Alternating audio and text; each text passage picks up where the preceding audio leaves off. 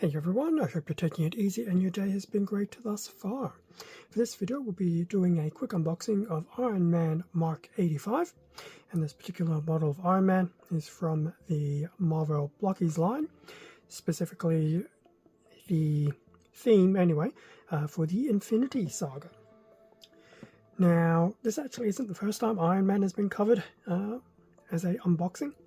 He has been done before. In fact, the previous version of Iron Man was actually the deluxe version. This will be the standard version. So the actual model will pretty much be the same, except the deluxe was very much more metallic-y coated, where this one will not be so much metallic-y type coated. And yes, I did make up a new word. There will be some missing accessories, but that's okay. It's just to obviously make the deluxe version a bit more appealing to others. Anyway, getting straight into it. So here's the front of the box of Iron Man in his Mark 85 armor with a number of his accessories deployed, which we'll see on the back of the box. So that's always nice and cool to see. 149 pieces, the typical Infinity Saga logo there, and just another shot of Iron Man on the side of the box. As for the back, so we have another image of the completed model. In fact, it's pretty much all images of the completed model.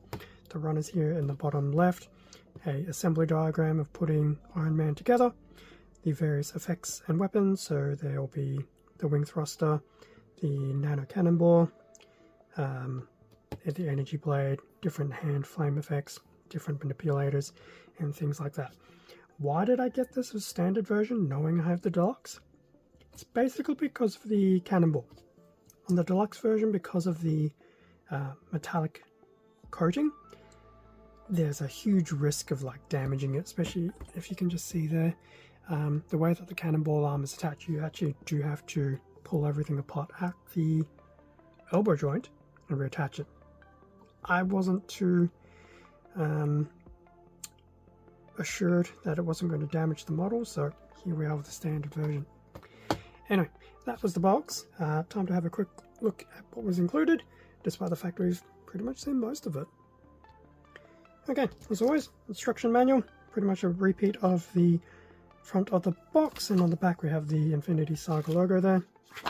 In terms of opening up the manual, there'll be the parts list, both the individual parts and the actual parts on runners, and then naturally the actual assembly instructions here.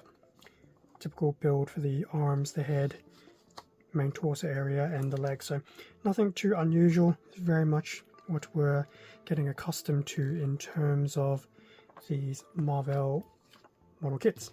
And then we have one more page just to go through over some of those other accessories. So that's pretty much it. It is close to being a copy of the instruction manual from the deluxe. Close, but not an exact copy. What else was included? So we do have the usual little booklet for how to change the battery for the LED, as this will have an LED. It's nice to go back to that again. What else was included? So we also had this little bag of loose parts, which tends to be a bit of the norm. So there's the LED component, some of the hand effects, and then the rest of these joints and the light piping there for the neck. And that's the included baggie of the loose parts. As for the actual runners, and I will note right now, some pieces have fallen off, but I was very quick to make sure I did not throw them out. A runner in red, but we do have some extra paint apps for the gold and silver there as well, which is very nice. Now from what I can tell on this particular red, unlike the red of the deluxe, it does have a bit of a sheen, but it's definitely not a metallic red. B in red still, with the pre-painted gold trimming applied. In fact, most of these runners are going to be red for a bit. C runner still in red. Instead of the gold, this time we've got the silver applied.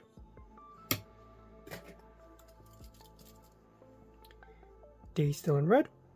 Bit more silver application. I will admit, I do like how some of these bits do have the pre-painted colours added. It does add a nice little touch. E in red. Still a bit more silver. And yes, you can see where two of those pieces have fallen out. But as I said, I was very quick to make sure I did not lose them. changing it up a bit with a F in a decent looking gold. This time we have some of the red actually pre-painted on. Actually, compared to some of the early Bandai golds, Blokees have done a very nice gold. G still in gold with some silver trimmings added.